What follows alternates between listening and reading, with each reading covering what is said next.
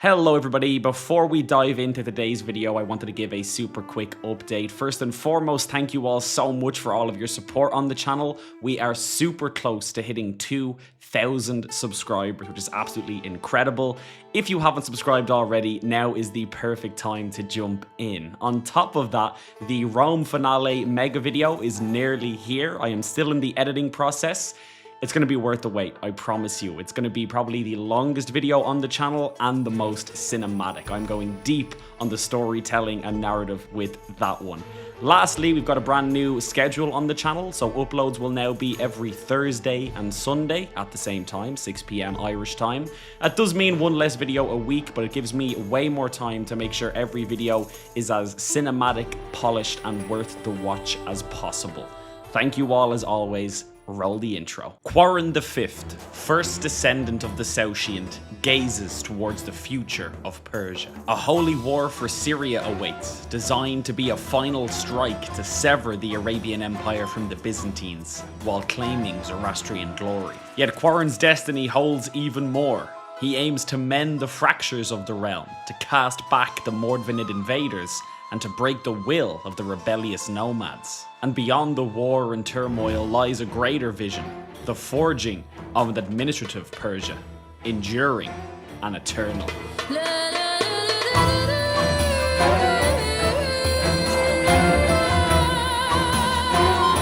Welcome back once again, everybody, to the bevanded Persian Zoroastrian Empire. We have achieved in both uniting Persia and making it Zoroastrian. All that is left to do is for us to take the kingdom of Thessalonica and Hellas in order to get Darius's revenge. So our main goal now is going to be moving in through the Byzantine Empire, but we are of course going to have to keep the Arabian Empire at bay, as well as the nomads to the north, which surprisingly have not really been an issue much this run, which is absolute sarcasm for anybody whose first episode is this one. Go back to the playlist, start from episode 1, and you'll see how much of an annoyance the nomads have truly been. Anyway, the good news is that we have 23,000 troops at the moment, looking nice and strong. We're 44 years of age and in, well, we're about to say good health, but we're feeling fine. That is because we are a drunkard as well as being rakish. We are also the child of a concubine, but elusive shadow as well. So we do want to keep an eye on any intrigue events that could actually suit us here.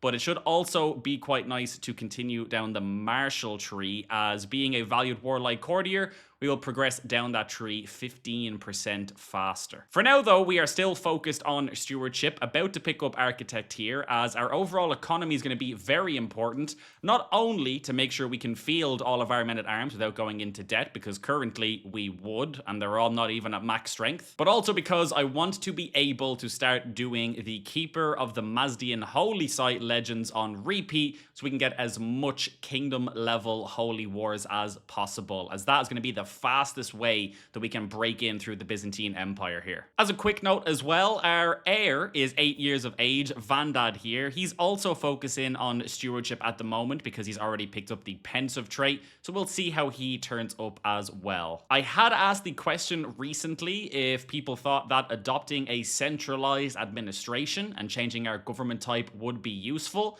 Interestingly, it seems as though the majority of people, if not everyone, was actually up for this. I didn't see any comments asking to please stay as clan, so this is also something that I think we will work towards. It should help us really consolidate the realm, control our own power a lot more, and hopefully we'll have to deal with a lot less of the internal clan politics, which will be fantastic as we want all of our focus on expanding. And if you want internal clan politics, check out some of the previous episodes. So first up on the agenda today, as Qarin the Fifth, we do actually have one kingdom tier holy war available to us. The question though is, which kingdom do we want? We have some options here. One thing that I do actually like the idea of is another war against the Arabian Empire for the kingdom of Syria here. Now, Syria is not exactly in our way for the two kingdoms that we want, which are these two, but what it would do is it would cut the Arabian Empire off from the Byzantines. Now, they could still obviously do some expansions into the islands here, but Having to do it as like a naval invasion should be quite difficult. They might also just fight it out for what the Byzantines hold over here, which I'm actually fine with, but I would like to somewhat completely border the actual Byzantines here so that as I push them back, it is only really me bordering them from their east here so that I can perfectly focus on how I want to go to war with them and I'm not sort of crossing over the Arabian Empire, because I don't mind if we lose a war or a battle, but what I don't want to happen is to be fighting the Byzantines and winning, but then the Arabian Empire declares war on them, and then we inadvertently have to fight the Arabian Empire's army as well. That would not be good. So Syria is an option. The other reason why Syria is an option is that realistically, I need to expand out our borders a bit to pick up the rest of Armenia and ideally Georgia here as well, so that our next kingdom tiers can be for Pontus, then Anatolia, Nicaea, and then it'll just be Thessalonica and Hellas as well. So it'll take a bit of time, but I think if we can get our borders to up around the left line of this rectangle here, should be relatively straightforward. The Byzantines will still have to compete with all of this drama over here, but once we can keep our other borders nice and shored up, it shouldn't be an issue for us to keep the focus on the Byzantines. But until we get the rest of Armenia, I might start out today with a holy war against the Arabian Empire, who are at the moment deeply in debt, not the strongest army, and defending and losing in a conquest war for a duchy somewhere. Their empire is very big at this stage. Oh, Kanem Bornu formed. That's rather interesting. It looks like quite a bit of Africa has already formed into these kingdoms as well, which is nice to see, as it should slow down this Arabian expansion that we're seeing to the south here. Seemingly, at least for what they have left over here, it's the Bedouin Confederation here. So a lot of these... Was that a king? I'm trying to see. They're high chieftains, so it's actually just a series of counts and dukes that have banded together into the Bedouin Confederation, which is also great to see, as it should also slow the Arabian Empire down. So my goal is to essentially take Syria here, and then ideally have the Arabian Empire mess about down around in this region for as long as possible, and we can totally ignore them while we push in towards the Byzantines. Well, not totally ignore them, they'll still remain a threat, but I don't want to spend 50 years trying to make sure that we can basically put the Arabian Empire out of existence when our main goal is not even in that direction. So let's do it. We've just declared war for the Kingdom of Syria here. I'm going to raise all of my army over here. We do need to keep an eye out though, as given this is a holy war against the Ashari rulers, quite a few of them could join, not limited to the Ashari nomads to our north. So we are a Zoroastrian Persia, really squeezed between three other major religions in Orthodox Ashari. There's also Tengri here as well, and then a mixture of different religions over here. So we're going to have quite a fight on our hands. Now, I'm actually not going to raise my armies to full strength here because I don't want them to actually be putting us into the negative, because I feel like if they do, we'll make a ton of progress very, very quickly, and then the war will start to drag out as we run out of money. So instead, let's try and carefully siege down everything that we need here. And I'm going to play this nice and slow and actually keep an eye on my supply here, because I always say that I will. But in reality, whenever I lose a war, it's usually because I didn't. Oh no, we've gained a nickname as we start this war, and we are now known as the Drunkard. Not a fantastic nickname for a man that is the direct descendant of the actual Saoshyant. Your neighbor, Caliph Hawan, has won against Kanem Bornu here, so he actually was able to win against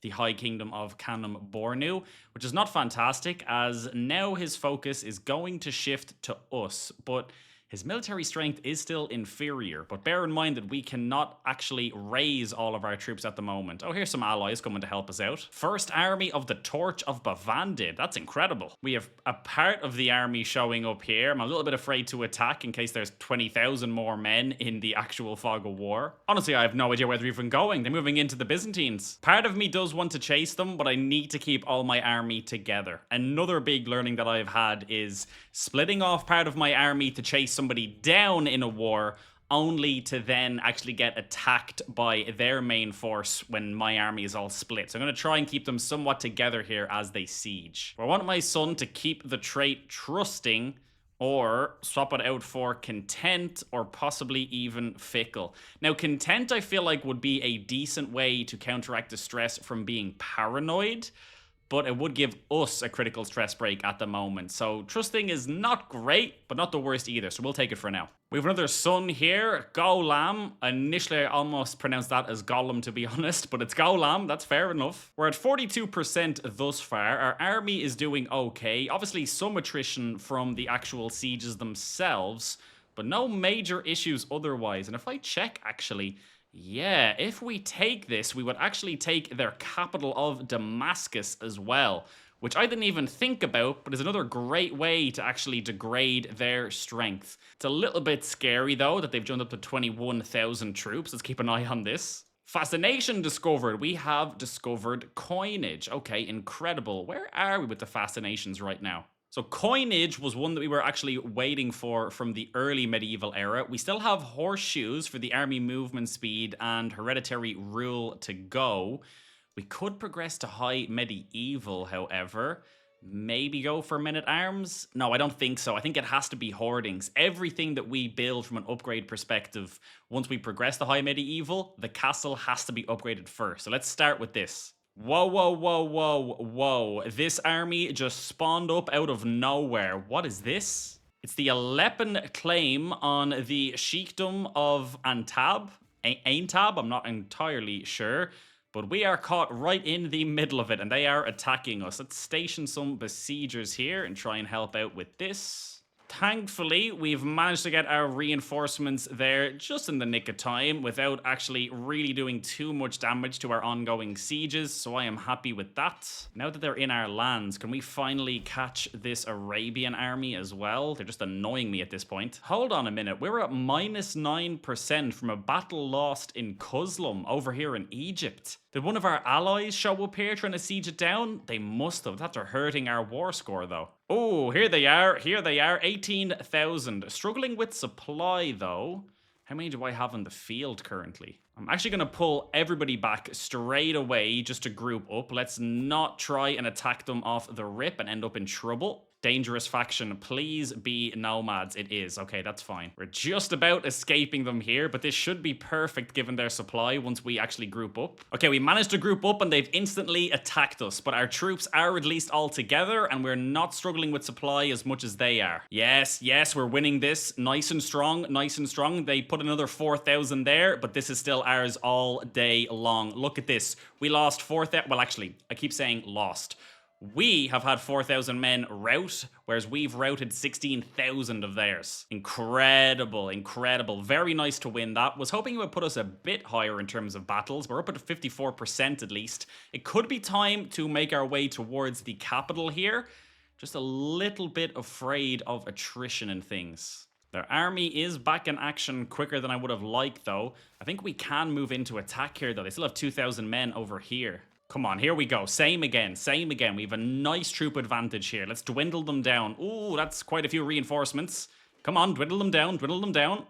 Reinforcements are in. Looks like we're still just about ticking in our favor, though. They have more reinforcements coming in, though not as many, but we are still winning. This is what we like to see. Before it fully ends, how are the numbers looking? So we have had 9,000 men routed. They have had 11,000. That is another massive win for us, though. That takes us up to 78%, and we've already continued this siege, so this is actually looking rather good. Now, we have a separate army back here that is counter-sieging us. I'm sending half the army back to deal with that. The other half is going to stay here to protect our siege, where we have our siege weapons. However, hello, there's another army of 9,000 here. Listen, we've kicked these off the counter siege. They're sieging over here as well, but that's perfectly fine. Let's group up once again.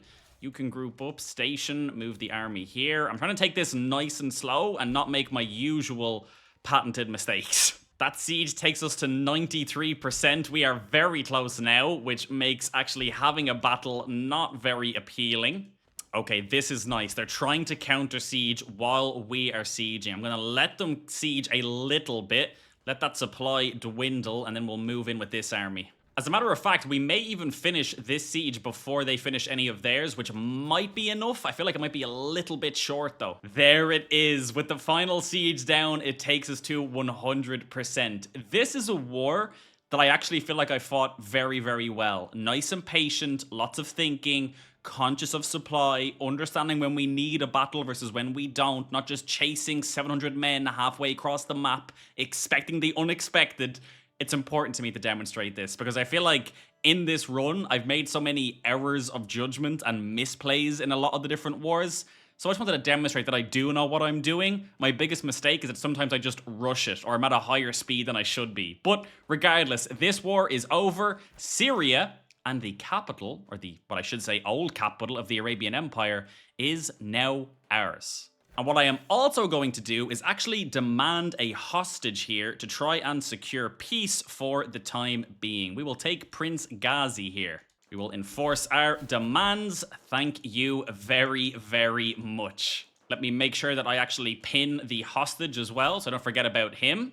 Would it be incredible if we could actually convert him to Zoroastrianism and then put him back to his own realm? Incredible. That takes us up to 28 out of 8 possible domain holdings. Let's hand some of this away. It's a bit frustrating that many of our children are so young, but I am probably still going to grant some of these lands to them because particularly when we transition over to admin, the more of our family that's already in power, the better. So I'm actually going to grant the Duchy of Aleppo as well as all of its lands here to my actual son and heir. There you are. Spoiler alert, we'll likely also grant him the kingdom, but I probably won't do that just yet, as I'd rather not have the kingdom title created, as that's something that factions can then form to try and take off of him, whereas so long as it's not created, they shouldn't be able to start an actual claimant faction against him for the entire kingdom at least. Okay, so each of my newly created vassals have been given the directive to actually convert culture.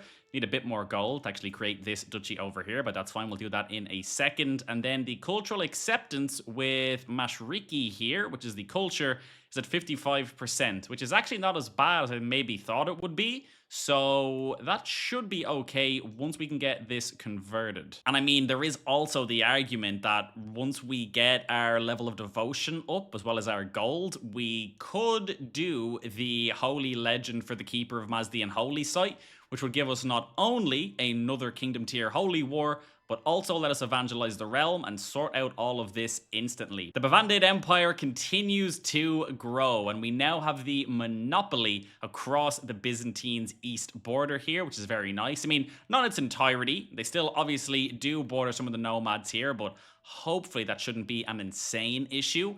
And if, like before, when we saw nomads create some holes inside of the Byzantine Empire, now we should be in prime position to use it to our advantage, whereas previously we were too busy dealing with the nomads ourselves. And then finally, having an actual hostage from the Arabian Empire is huge, as that should ensure peace with them, at least for the time being. For now, I'm going to let my gold build back up a bit. Let's actually invest in some of these holdings. We still have lots of new actual counties to invest in.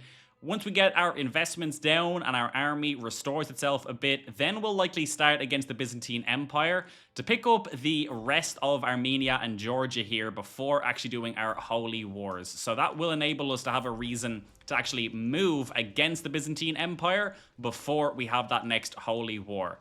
At the same time, our hostage has arrived. Welcome, Prince Ghazi. Now, he's already 11. I don't think we'll be able to change much about him. We can demand his conversion, however, which we can probably only attempt once for how long he'll actually be here.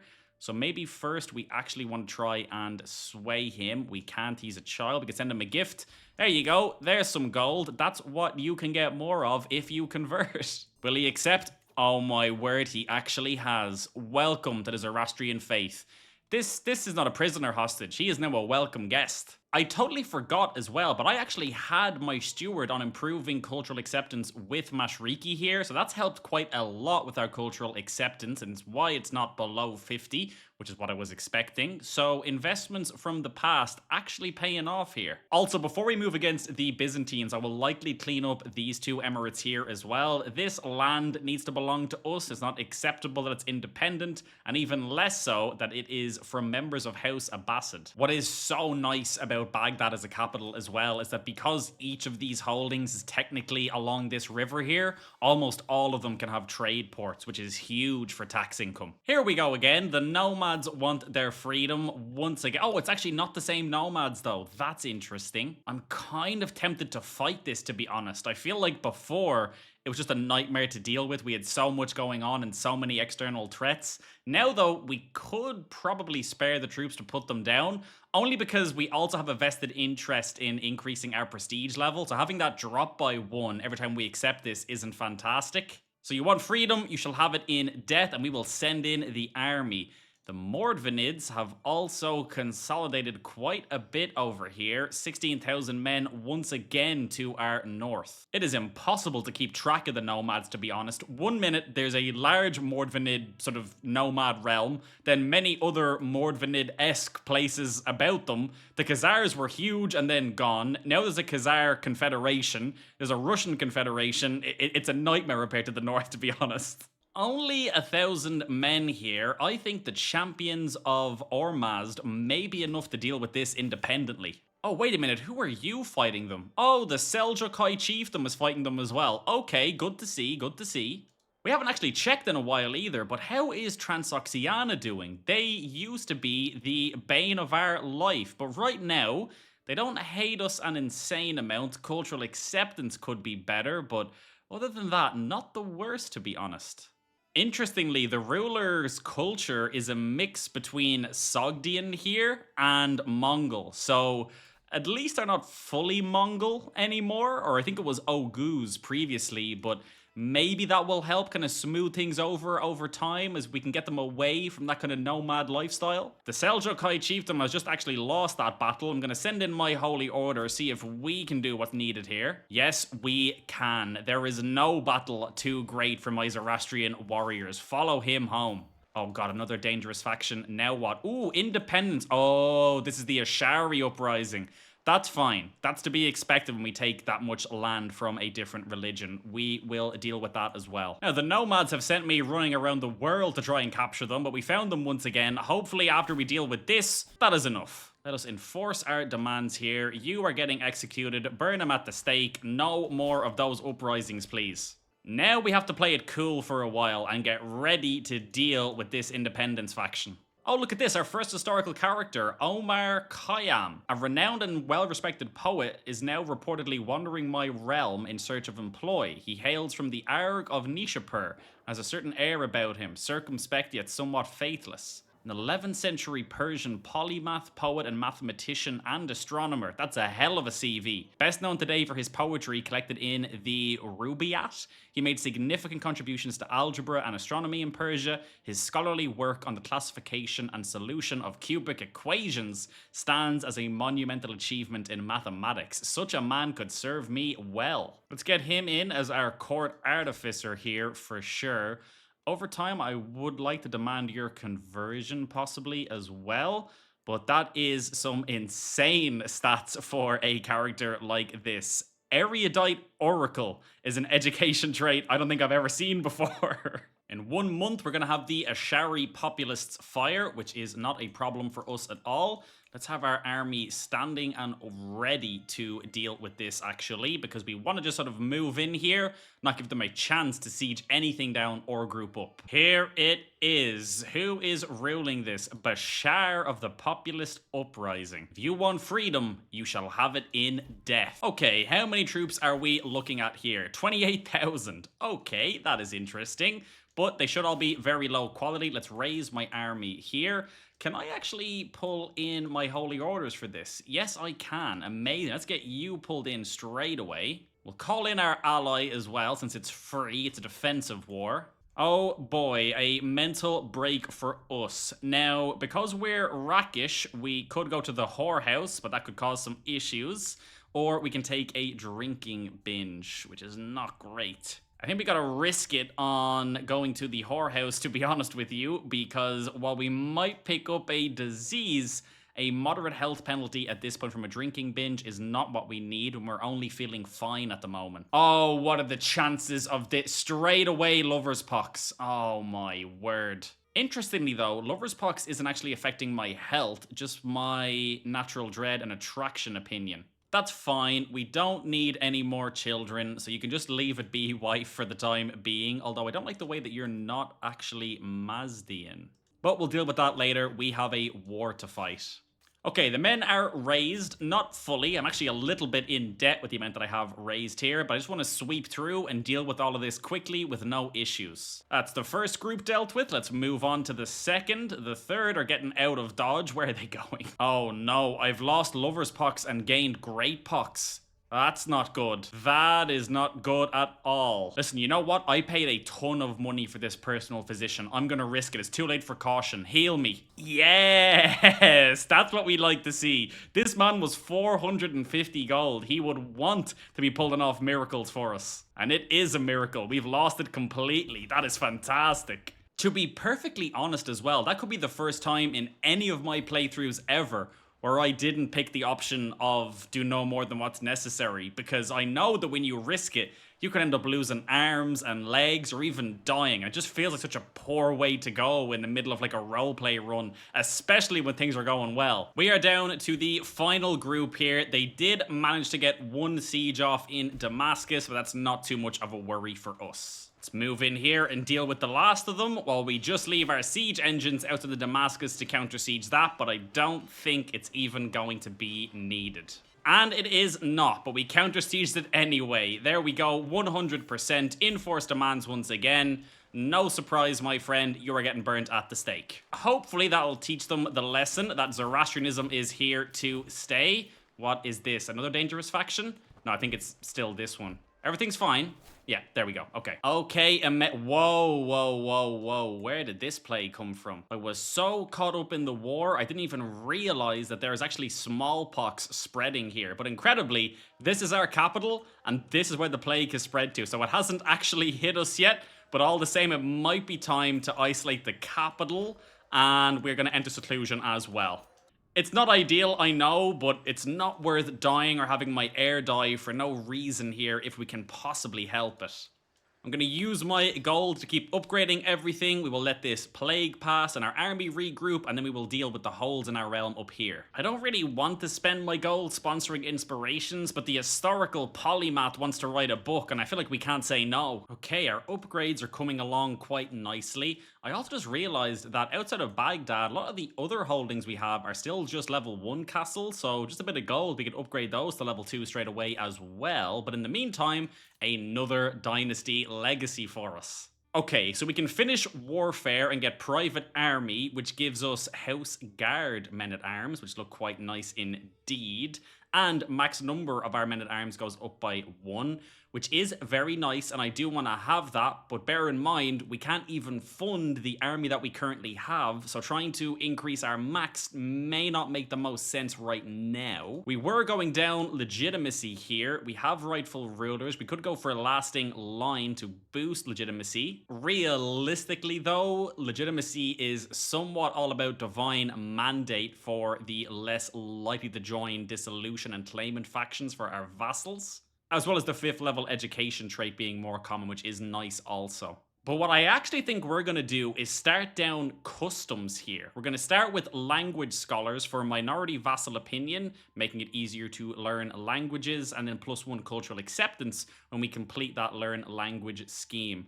The reason for this is that as we move through it, and especially when we get side by side with celebrate other cultures and respect the traditions for the cultural emissary, it should make it a lot easier for us to deal with the vast amount of cultures that's going to exist within our empire, especially as we move further west. So for now, we'll pick up language scholars with the main goal of continuing down this tree. And then when we are capped at our military and can fund them all, we'll pick up private army. The plague has gone away. We can end our isolation and we can emerge from seclusion. Thank you very much. I am going to talk to a confidant here to try and actually get my stress down. We've become friends with, this is my wife, isn't it? Yeah, become friends with our wife. Okay, incredible. Will you accept coming to Zoroastrianism now? Yes, you will. Okay, amazing. Speaking of, let me do a quick check through our vassals here and make sure nobody's come to power that is not the right religion. I'm going to try and not focus as much on the actual culture for now, though we will likely continue to place Persians in and around the place because since we're the culture head there, we'll have the most sway with that one. Hold on a minute. The head of the Magi is our executioner. I don't remember doing that. That's incredible. Omar, our historical character, has finished his book, The Persian Compendium of Poisons. Not fantastic, to be honest, outside of the 40% intrigue lifestyle experience bonus, which is pretty incredible. So we've just discovered horseshoes, which is great to see. It means that just through sort of osmosis, we're still picking up some of these earlier ones as well. All that's left is hereditary rule. I'm not going to focus on that though. We're going to stay focused on hoardings. Oh, look at this. Ghazi, our hostage from the Arabian Empire, is now 16. I can say, get your things, it's time to go home, and we can then freely attack each other. He'll no longer be our hostage, and we'll lose our prestige income.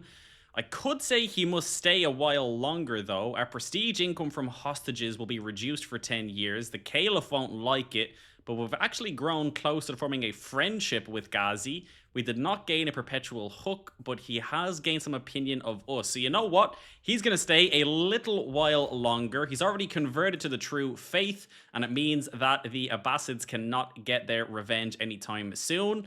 Are they defending a crusade? They are. They're defending a crusade for the Kingdom of Jerusalem. And they are winning, which is, of course, unsurprising. Speaking of crusades, though, let's have a quick look over at Europe here. What do we have going on? The Byzantines have gotten the south of Italy. Papacy is there. Venice. France is a big dominant player here, along with Bavaria and Aquitaine. Al-Andalus is here. The Reconquista has not begun or really happened. We have England and Ireland grabbing random parts of England. It's England, I feel, since the Cans of the Step DLC, whenever I've looked at it, it's just always been like a mess like this. I don't think it's from that DLC. Could just be like the kind of randomness that I'm getting in my games, but that's been interesting. Hold on a minute. The Holy Roman Empire is in Denmark. I'm going to assume that it didn't start here, but has been reduced to this, but interesting that it still exists all the same. Our heir is now of age, and he is looking fantastic. Midas touch, which is incredible in terms of stewardship. Fickle's not great, that's hurting his stewardship in turn, but then ambitious and trusting. Very, very happy with that. In terms of marriages, though, it is very difficult for me to even know what a good marriage is here. Really, it's between going for inheritable traits and not worrying about alliances. We don't really have to worry as much about marrying him off to one of our vassals for an alliance, as we're hoping to transition away from clan pretty soon. But then again, even after we become admin, maybe then we'll want a marriage with a powerful family. Hard to know, but otherwise, it's an alliance with one of these kingdoms over here. So maybe I'll give it a year or two before I decide. Let me know in the comments what you think is best. Annoyingly, this pocket up here that we're trying to deal with is basically one county within 3 different duchies. So there's no way we can take it all at once. I'm going to start off with probably this one here, just to cut him off from Tbilisi. We will grab this, shouldn't be an issue. He's busy helping to defend the crusade. Let's send this in and we'll try and get this war won nice and quick. And of course, at the exact same time, we have another nomadic faction. You are actually Mazdian, which is incredible. You're the right religion and you still want freedom. I will say if you want freedom, you shall have it in death and we will fight you as well, my friend. Now, unfortunately, I've already called in my actual holy order, but I think what I might just do is raise some of my standard levies over here, and once we have enough, have them deal with you. Schemer discovered. My rival, leader Murad, is plotting to kill me. Yep, that's to be expected. It's just one of the previous rulers from Syria, the Blathering Fiend. Now then, this should work. Let's send you over to deal with them. Meanwhile, how is our siege going here? Oh my word, I never even put them on the capital. Oh, and we've just been declared on by the Mordvinids. Of course we have. To be fair, though, only 17,000 men. Who's your ally, though? Okay, it's not the Arabian Empire, which is the important thing.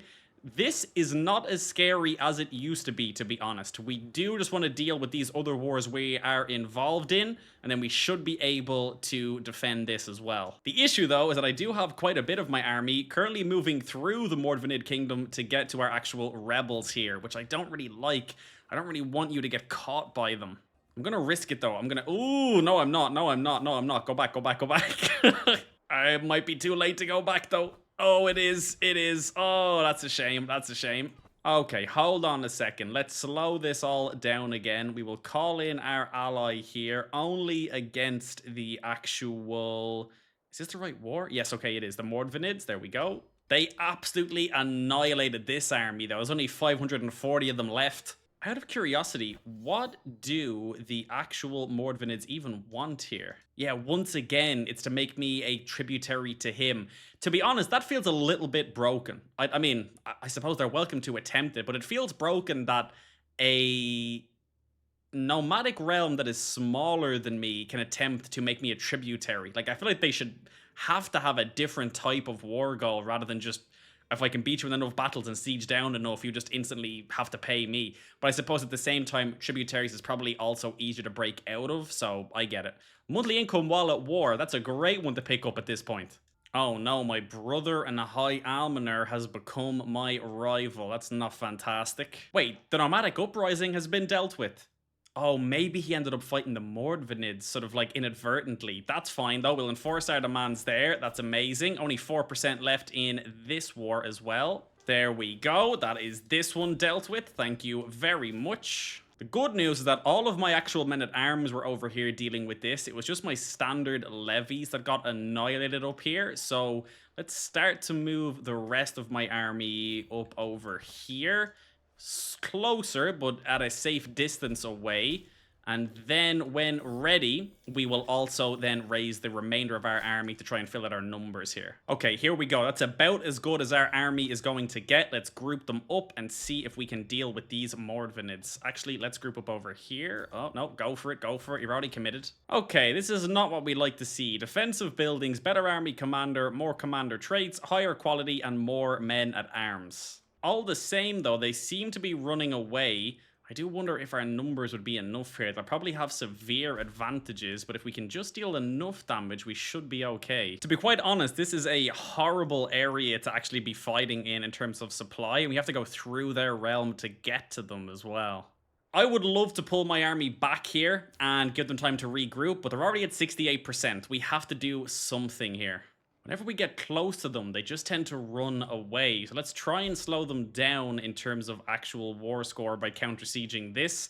If we can control this territory, maybe I can spread my army out here to get our supply back in order. Okay, here we go. We're going for it. We're going for it. All right, that's one dealt with. I'm still on speed 5. That's a mistake. That's 2 armies dealt with. And this will be 3. Okay, incredible. I think I was more fearful than I needed to be there. I think we actually had a severe numerical advantage. Don't worry about these other wars, by the way. They are our allies calling us in. Time for our next battle here. Hopefully we still have numbers because our supply is not looking great. Very nice, very nice. Dealing with them nice and easy. For some reason, their 10,000 is not reinforcing them. Attack these next. This looks like a bit more of an issue, possibly. Yes, very nice. Our allies have caught them, so they can't move. Let's get in there, do some damage. Very nice. Incredible. Okay, we've actually severely dealt with their army there. Let's group all of these up. I'm going to send you down over there to siege this. You're going to go across to counter siege this. And we should be good to go here. There we go. We've managed to counter siege everything that they had picked up. We are now moving south to deal with really the heart of their army that's now deep in our realm and will probably struggle to run away. They are sieging over here once again, but at 90%, I think we'll be okay. And we're in. Come on. Final battle here. Not that many troops left. We are showing the Mordvinids that as much as they want to subjugate us, they never will. 100%. We will enforce our demands. You won't give me a hostage, which is interesting. I wonder why you won't give me a hostage, though. Like, I have you at 100%. Surely you have to. Let me see. I'm going to demand you anyway, and then I'll see if you accept. Okay, no, you will. Okay, hostages on the way. Yeah, I was thinking, I was like, you don't get the option to say, no, I've beaten you. Let's disband all of our armies. That took a toll on them, down to 15,000 men. And we have the ability to vassalize somebody who is all the way over here, but why not? All right, there are still tons to do. We have to marry off our son. We have to continue to shore up the holes in the realm here. Then we have to move against the Byzantine Empire, and for the first time in a while, truly go in the right direction towards our ultimate aim of this series. But a very successful episode. We managed to take Syria and defend against the Mordvinids for the third time. So I am looking forward to the future of this run and the future of House Bavandid. Thank you all so much for watching this video. If you enjoyed it, please don't forget to like and subscribe. A massive shout out to all of the channel members helping to support this channel and everything that I do here. And as always, a very special shout out to our Emperor's Hands tier in Faustbread, Wyatt Laird and Kenny IDFK. Have a wonderful day, and I will see you all in the next video.